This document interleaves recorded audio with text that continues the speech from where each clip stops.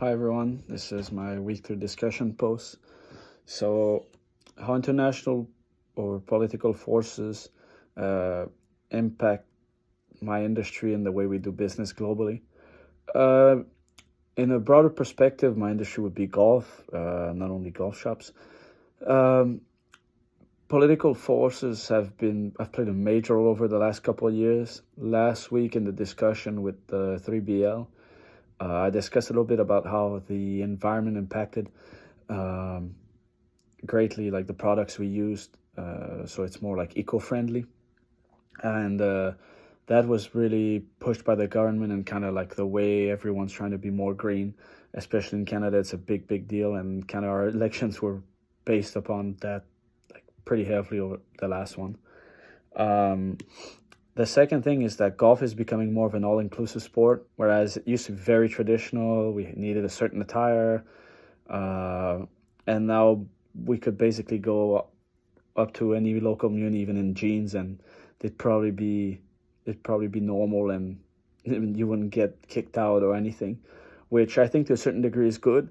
Maybe not in country clubs where people kind of like having like the more traditional looks and that kind of stuff. But I think it's good that it's a bit more all inclusive and makes the game grow. It allows people that maybe are less fortunate. Golf clothes doesn't seem like it, but it's pretty expensive. Um, and it simply allows everyone to kind of just do their own thing and go out there and enjoy the sport by itself and not be worried about how you have to dress. On more of an international level, recently, if any of you guys follow professional golf, right now there are two tours. There used to be only the PGA Tour, which would be like the NBA, the NFL of golf, basically, and now there's a league that was created 2 years ago called Live, LIV, and the PGA Tour is sanctioned by basically the U.S. government. It's kind of a U.S. business, and Live Golf is Saudi based, and it's all the petrol money that they used before.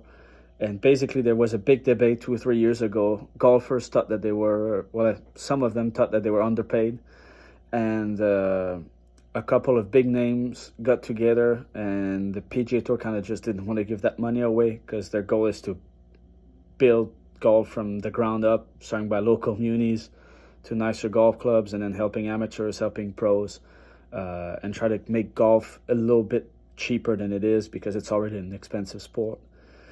And some guys maybe were a bit greedy, and decided to go to Live and got massive amounts of money. Bryson DeChambeau got 300 million, Phil Mickelson 100 million.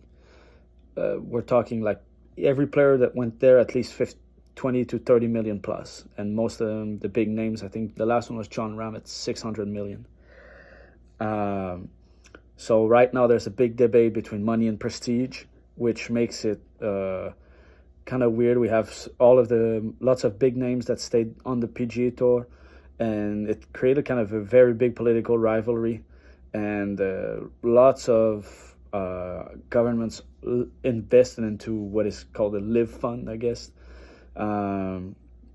It's like the PIF, I think they call it, Public Investment Fund of the Saudis. And to take an example, I know Trump put a decent amount of money in that, and he's directly implicated for that.